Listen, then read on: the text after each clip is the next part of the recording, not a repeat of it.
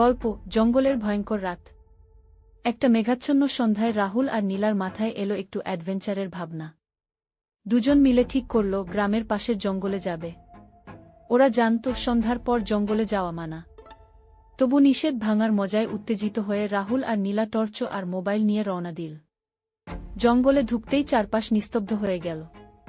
পাতার মর্মরধ্বনি ছাড়া আর কোনো শব্দ নেই। জঙ্গলের ভেতর এক নির্জন জায়গায় এসে তারা বসে পড়ল। হাসিঠাট্টা গল্পের সময় কেটে যাচ্ছিল, কিন্তু আচমকাই এক অদ্ভুত গা শিউরে ওঠা শব্দ শোনা গেল। নীলা চমকে উঠে রাহুলকে জিজ্ঞেস করল, শব্দটা কোথা থেকে এলো? শুনলে? খুবই অদ্ভুত লাগছে।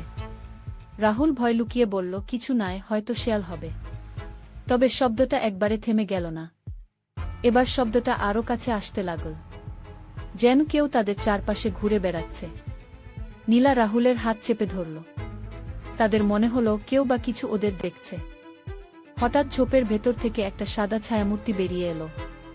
তার লম্বা কালো চুল, ফ্যাকাসে চেহারা আর ভাঙা গলায় কান্নার আওয়াজ।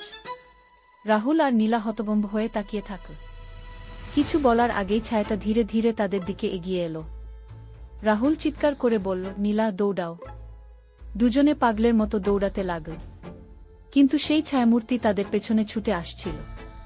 তারা এক সময় একটি পুরনো মন্দিরের সামনে এসে পড়ল। মন্দিরের দরজা অর্ধেক খোলা।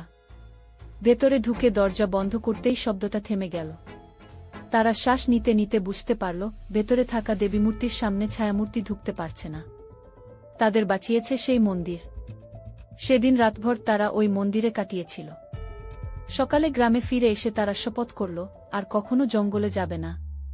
তবে সেই ছায়ামূর্তির রহস্য আজও তারা ভোলেনি। শেষ।